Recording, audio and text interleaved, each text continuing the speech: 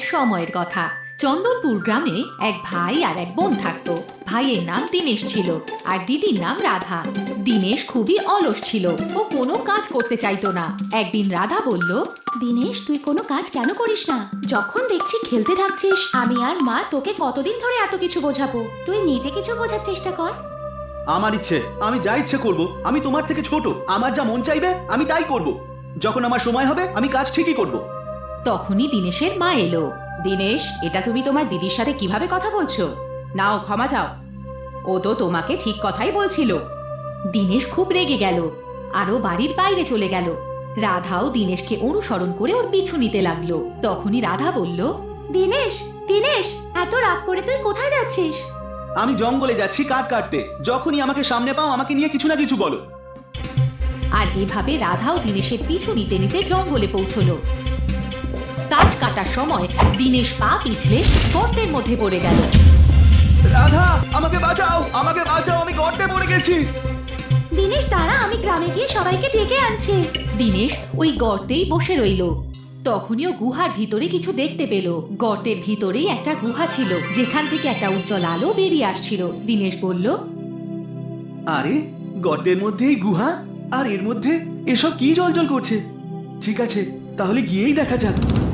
দীনেশ যখনই যেতে লাগলো তখনই একটা পরী এসে বলল, দাঁড়াও বাবা, তুমি যে ওই উজ্জ্বল জায়গাটা দেখছো, ওখানে যেতে চাও নাকি?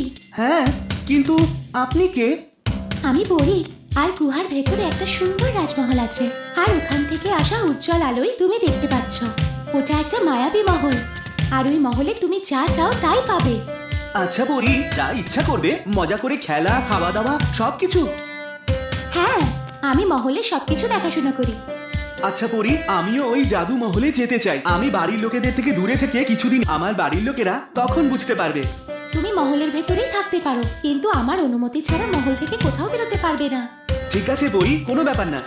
তখনই দীনেশ গুহার ভিতরে গেল আর অন্যদিকে ও দেখলো একটা বিশাল মহল।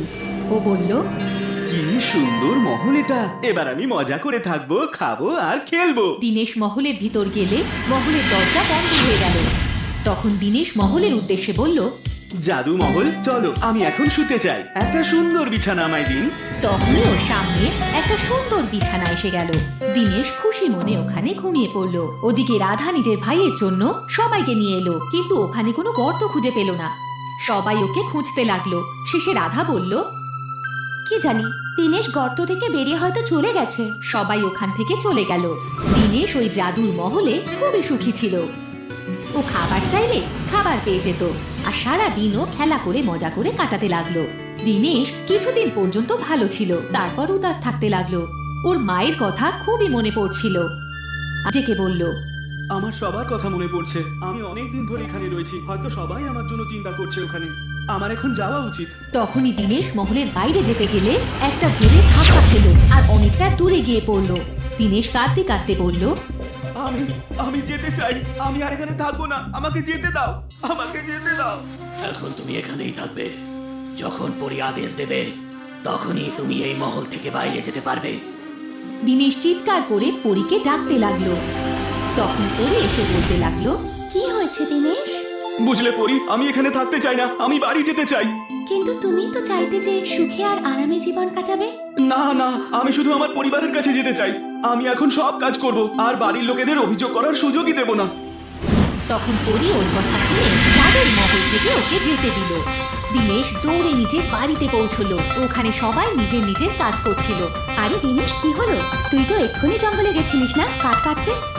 আমিও তো তোর সাথে ছিলাম, কিন্তু তোকে দেখতে পেলাম না, তাই বাড়ি চলে এলাম। দীনেশ ভাবতে লাগলো, আমি তো অনেক দিন ধরেই বাড়ির বাইরে ছিলাম, ওই জাদু মহলের মধ্যে ছিলাম, কিন্তু রাধা এমন কেন বলছে আমায় যে আমি এক্ষুনি গিয়েছিলাম। তখন দিয়ে পারল যতক্ষণ পর্যন্ত জাদুর মহলেও ছিল সময় থমকে ছিল।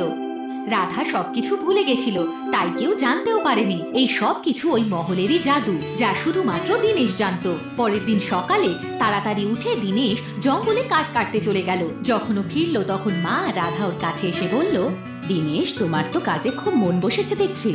আমাদের ক্ষমা করে দাও, আমরা তো তোমায় এমনি এমনি বকতাম। না মা, আমি এখন বুঝতে পেরেছি যে কাজ করাটা কতটা প্রয়োজন, আর আমি কোনোদিনও আরাম করব না, শুধু কাজ করব। এইভাবে মা আর রাধা দীনেশকে আলিঙ্গন করলো।